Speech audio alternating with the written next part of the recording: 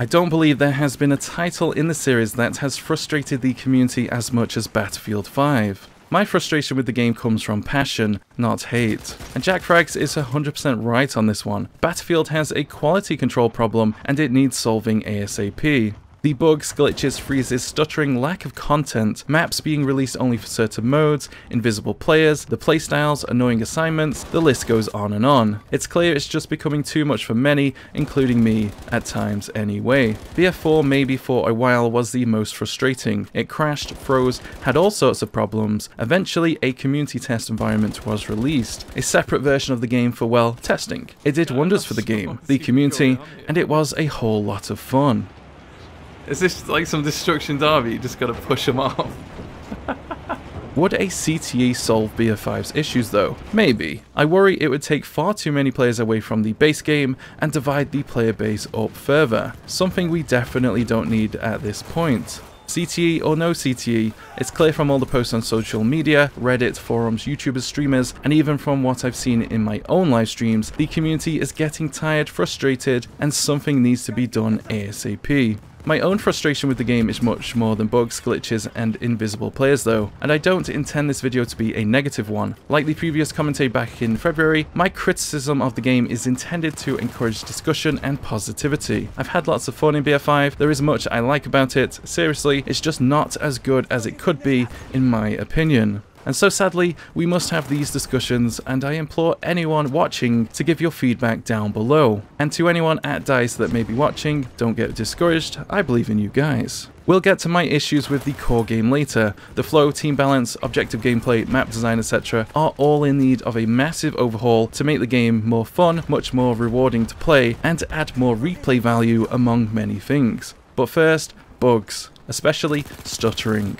The game started stuttering back on May 23rd for me, the day I posted this video. Happy, no rage commentary, and it was. No lag, no freezes, fantastic audio, old school, chill, broken machine commentary, pretty much, and very few players laying on their bellies with MMGs. A truly enjoyable experience.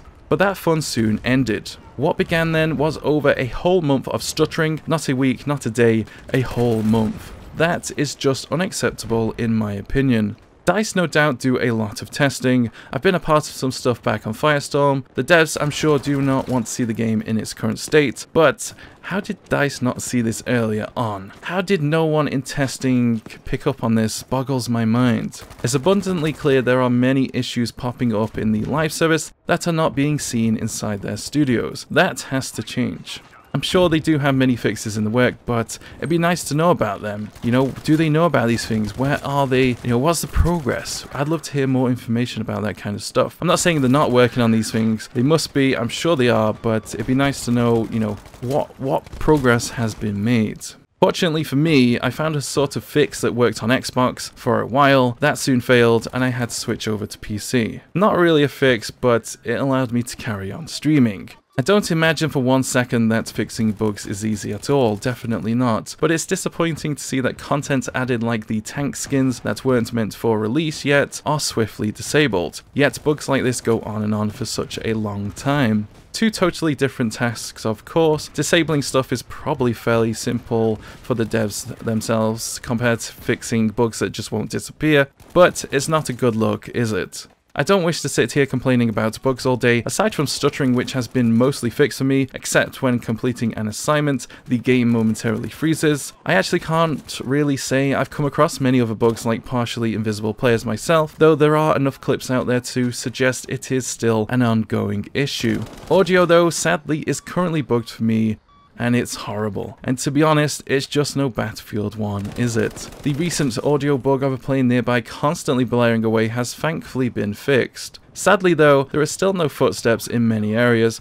no vehicle sounds, directional audio is a little confusing at times, all major audio issues that kinda kill the competitiveness in the game, and most importantly, the atmosphere. I do want to say here, do go check out my happy, no chill, no rage commentary. The audio in that one was just amazing. BF5 audio can be really good, but it's just not consistent enough at the moment.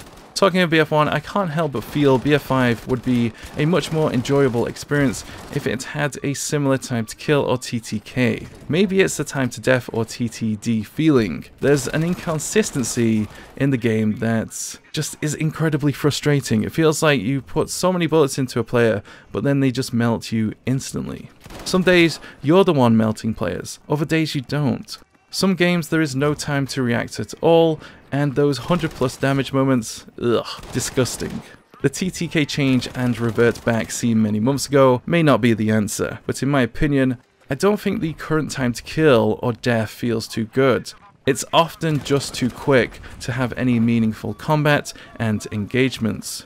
And don't get me started on the MMGs. They are too powerful and too cheesy. Nope, I'm not saying you can run and gun like crazy, or they're so overpowered you could drop quad feeds with ease. I just feel in the current state of the game and the way it plays, they can be too dominant at times. That's in Firestorm, by the way, not standard multiplayer. Yikes. Who the fuck wants to prone? Who wants to be a prone gamer?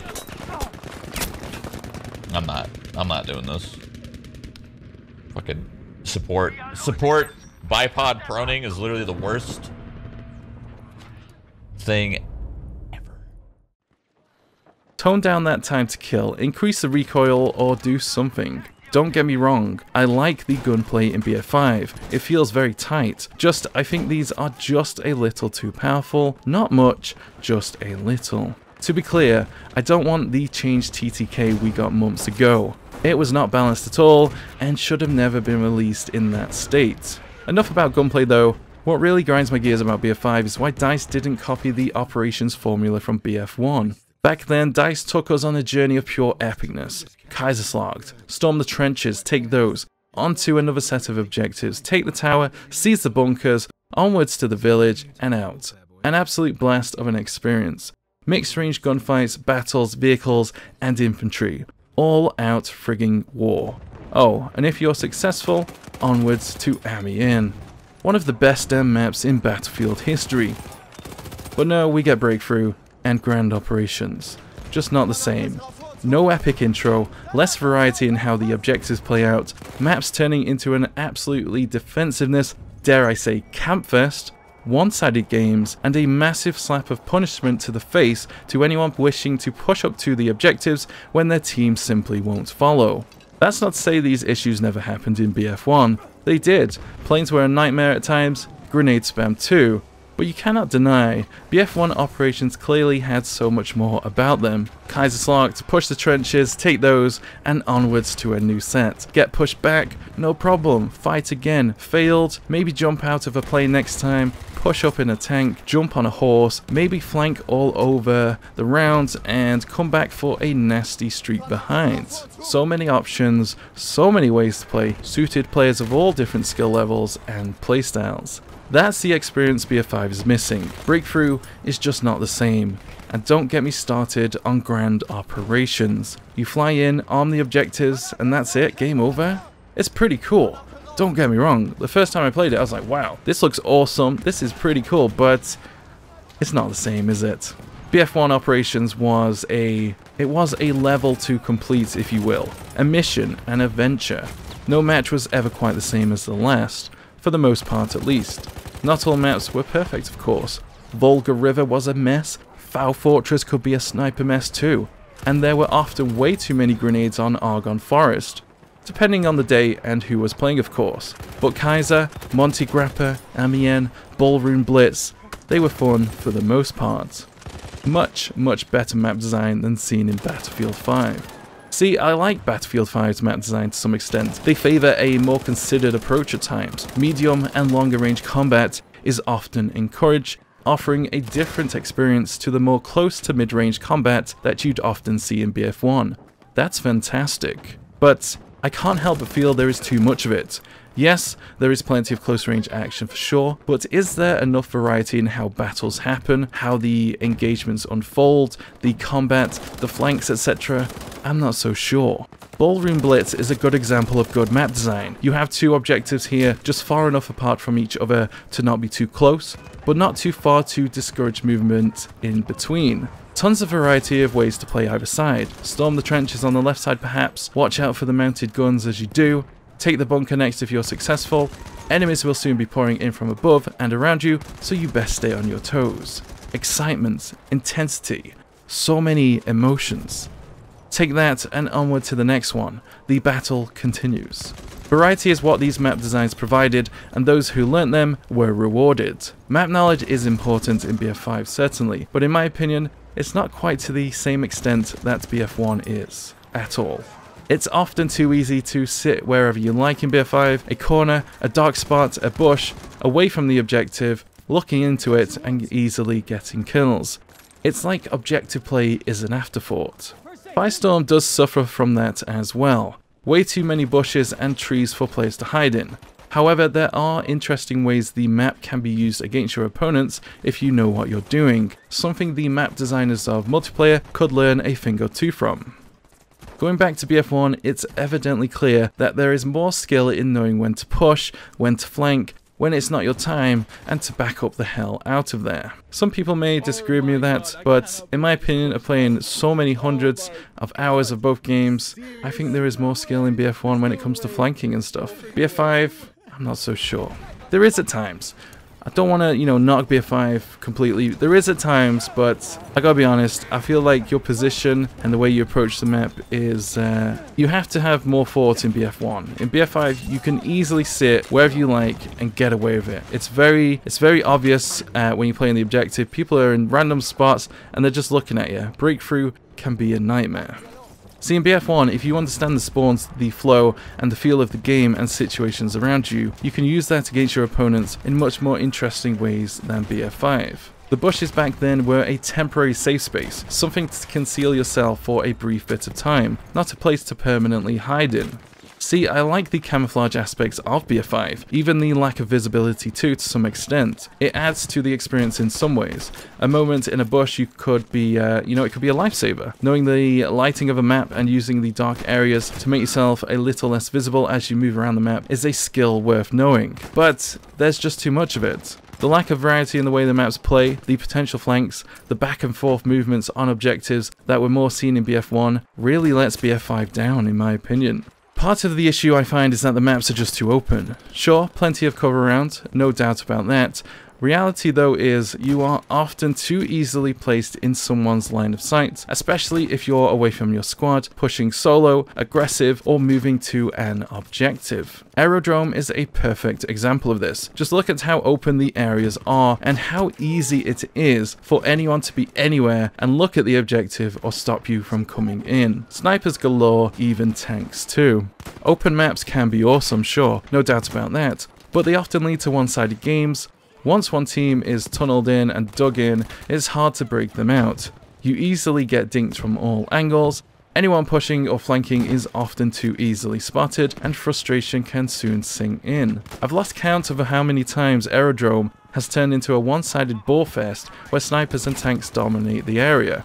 Oh, and don't get me started on Fiel. That map is just a ballfest at times, especially when people just simply don't move up and everyone just starts sniping.